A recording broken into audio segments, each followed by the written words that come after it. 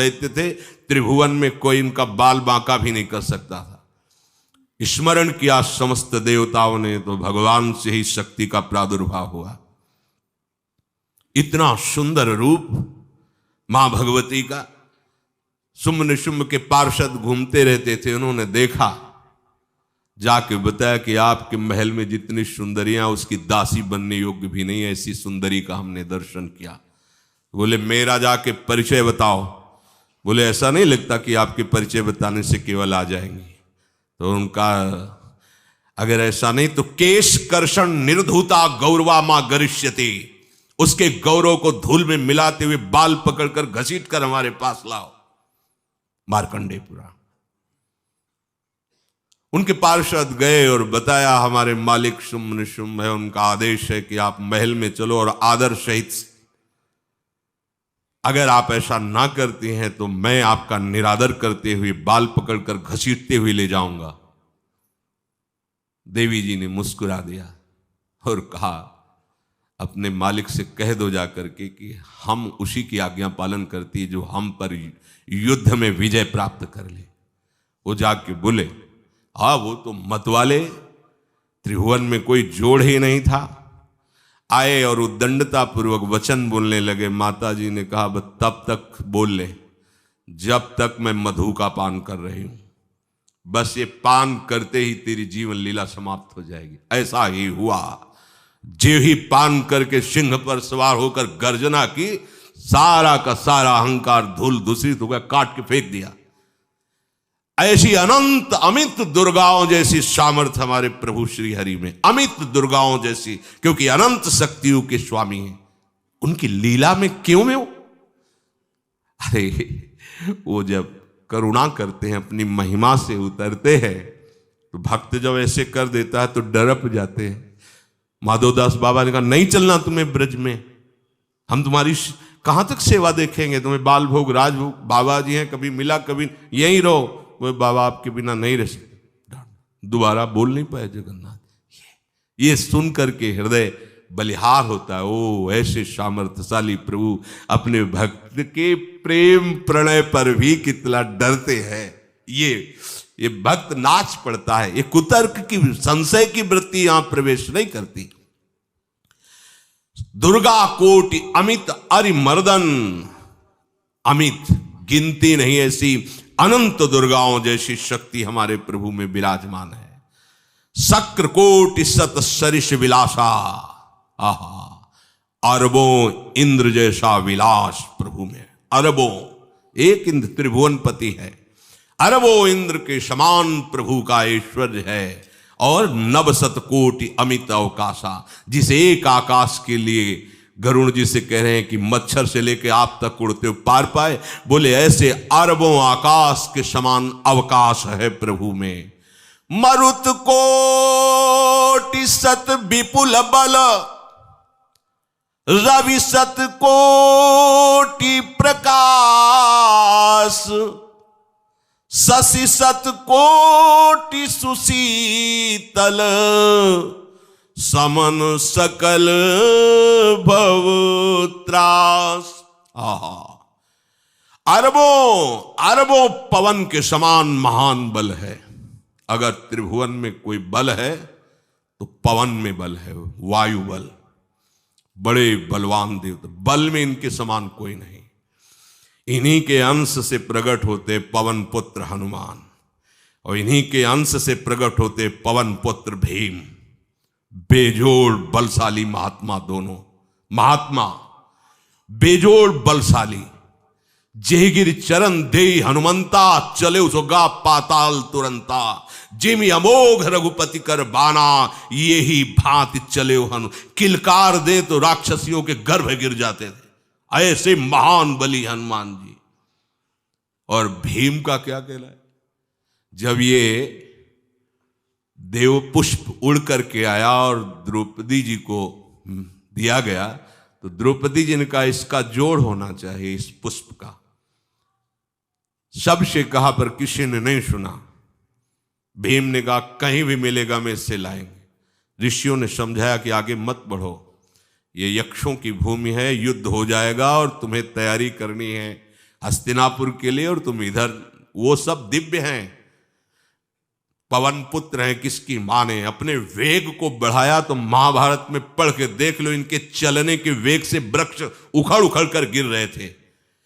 ऐसे जब चल रहे थे तो चलने के वेग से वृक्ष उखड़ जाते थे भीम के। तो हनुमान जी ने सोचा किसी के समझाए तो समझेंगे नहीं, तो आगे पवन पुत्र ही बैठ गए, बूढ़े बानर का वेश लेकर, लंबी पूंछे से। मार्ग में मर्यादा है, किसी पशु को भी नहीं लांघना चाहिए।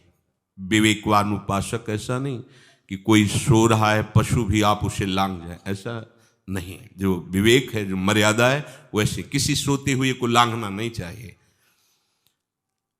उन्होंने कहा है वृद्ध बानर, ये अपनी पूंछ हटा ले और मार्ग दे दे, इस समय मैं विशेष कार्य के लिए जा रहा हूं। तो उनका जब कही दिया है वृद्ध, तो आप समझ ही रहे होगे कि वृद्ध में क्या ताकत होती। अब मेरी ताकत पूंछ हटाने की नहीं रह गई है, आपने तो वृद्ध ही कह दिया है, तो आप समझ रहे हो ना, आप पूंछ हटा लीजिए। कहा हमारी आज्ञा की अवहेलना करे, ऐसे उठी नहीं, दोनों हाथ लगाया, नहीं उठी, पूरी ताकत लगा दी। पवन पुत्र भीम की पूरी ताकत लग गई, पूंछ जरा से भी नहीं ली। हाथ जोड़ के खड़े बोले हम समझ गए हमारे बड़े भ्राता आप हनुमान जी हैं, क्योंकि ऐसा कोई बानर सृष्टि में पैदा नहीं हुआ कि मैं उसकी पूंछ ला हिला सकूं। मैं समझ गया। तो मुस्कुराए और बैठ के बोले हमारी आज्ञा मानो, इस मार्ग में मत जाओ, ये देव मार्ग है, ऐसे ऐसे सिद्ध हैं कि आपका अपराध बन जाएगा, आप शाप से युक्त हो जाएंगे, इसलिए मैं आपको मना। बोले प्रभु जब आप कृपा करके आए हो तो हमें वो रूप दिखा दो जो लंका में आपने रूप दिखाया। बोले मत उस बात की चर्चा करो, रहने दो। बोले प्रभु एक बार देखना चाहता हूं कि मेरा बड़ा भाई कितना बलवान है। हनुमान जी ने कहा फिर देख लो। कनक भूधराकार शरीरा, समर भयंकर अति बल। कांप गए भीम जी, हाथ जोड़ बोले भैया नीचे। स्वर्णिम कांति, वो भयानक उनका रुद्र रूप, कांप गए भीम, कांप गए। वायु में अगर बल में देखा जाए तो सबसे ज्यादा वायु बलवान है। भगवान कैसे है? मरुत कोट सत विपुल बल, अरबों वायुओं जैसी महान ताकत हमारे प्रभु में है, संशय नहीं। वो अगर छोटी सी कार्य के लिए सहयोग लेते हैं, ए उठवा दो, ऐसा कर, भक्तों के साथ वो विनोद करते, लीला करते हैं, नहीं उनमें बल कितना है। ऐसे पवन पुत्र हनुमान जिनके चरणों को ऐसे गोद में लिए रहते हैं। एक उपनिषद में चरित्र आता है कि असुरों पर विजय प्राप्त करने के कारण देवताओं को गर्व हो गया और सभा में नृत्य गान चल रहा था। भगवान जब किसी पे गर्व करते हुए देखते हैं तो उनको अच्छा नहीं लगता। फिर सृष्टि के विधान के प्रधान अधिकारी जब देवतागण और देवराज इंद्र और उन्मत्तता, विजयश्री में उन्मत्तता आ जाती है, तो भगवान ने एक यक्ष का रूप धारण किया और सभा के प्रधान द्वार पर दिखाई दिए।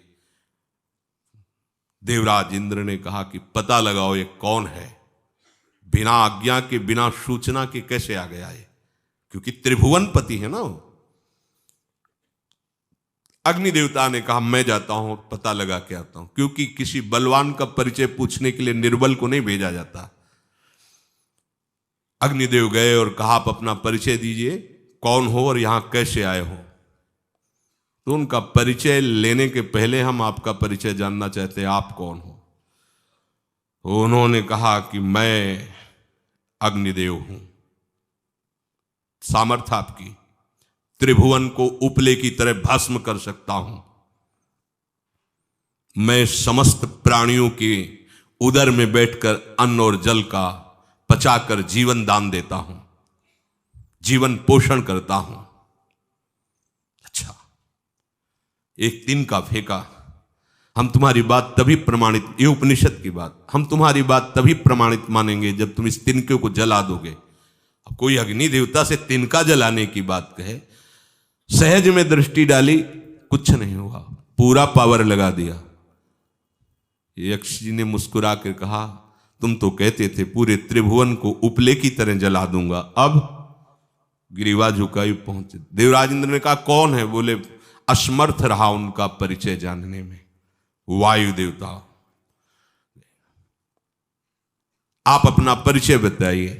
तो आप अपना परिचय जो आए हो तो हमें पहले बताओ, तब हम अपना परिचय दें। तो उनका मैं महान देव वायु हूं, बल आपका, संपूर्ण जीवों का जीवन हूं। अगर मैं रुक जाऊं तो एक भी क्षण सृष्टि टिक नहीं सकती, क्योंकि सब वायु से जीवित है। और मैं पूरे ब्रह्मांडों को तिनके से उड़ा सकता हूं। ये तिनका है, उड़ाओ। पूरी ताकत लगा दी वायु देवता ने, तिनका नहीं उड़ा।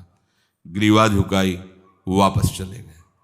अब देवराज इंद्र उठे, जे ही नजदीक पहुंचे यक्ष अंतर्धान हो गए और देखा साक्षात ब्रह्म विद्या दूर से मूर्तिमान ब्रह्म, और डांट लगाई कि तुम उनसे संभाषण करने योग्य भी नहीं हो, क्योंकि तुम सबसे बड़े सिंहासन पर बैठे हो और अहंकार करते हो।